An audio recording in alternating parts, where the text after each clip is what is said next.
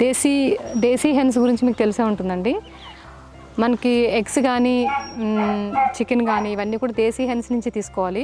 దేశీ hence వచ్చేసి free గ్రేజింగ్లో ఉంటాయండి maximum.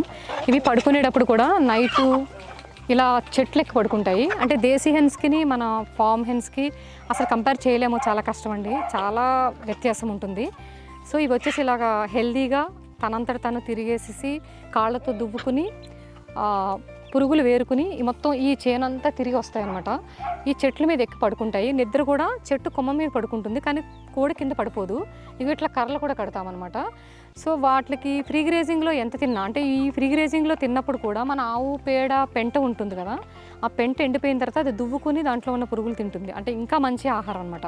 అందుకే ఇంటిగ్రేటెడ్ ఫార్మింగ్లో మనకి అన్నీ కూడా మల్టీ యూజెస్ ఉంటాయి.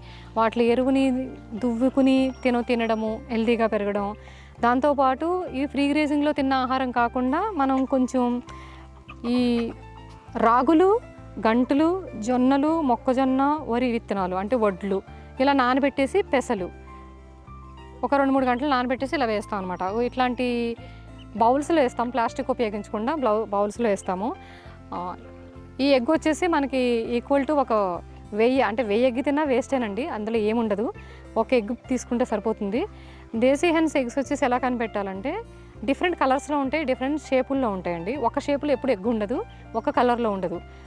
సీజన్ ప్రకారం పెట్టిన పెట్ట ప్రకారము, తన సైజు ప్రకారం, తన హెల్త్ ప్రకారం ఆ గుడ్డు ఉంటుంది. అది మీరు కనిపెట్టాలండి. ఎక్కువగా క్రీమ్ ఉంటుంది, కొంచెం గోల్డిష్ ఉంటుందండి.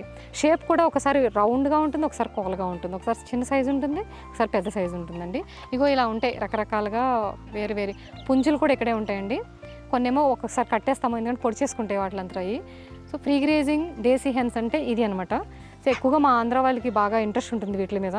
సో నాకంత ఓన్లీ ఆవులు, బుల్స్, వ్యవసాయము, సనాతన ధర్మం ఇదే నా బాధ అంతని. వీళ్ళు మాత్రం కొంచెం అన్నీ ఉంటే బాగుంటుందని ఒక 2 చిన్న మేకలు ఇలా హెన్స్ కూడా మెయింటైన్ చేస్తున్నారు మా వాళ్ళు. ఇదండి దీని ఆహారం.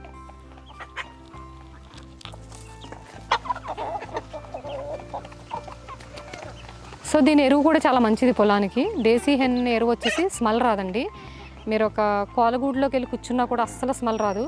అదే మనకి ఫార్మ్స్ ఉంటాయి కదా, హెన్స్ ఫార్మ్స్ పక్క నుంచి వెళ్ళినా కూడా భరించలేము, చాలా బ్యాడ్ స్మెల్, ఫుల్ స్మెల్ వచ్చేస్తూ ఉంటుంది, ఎక్కడ ఎంత దూరం వస్తుంది.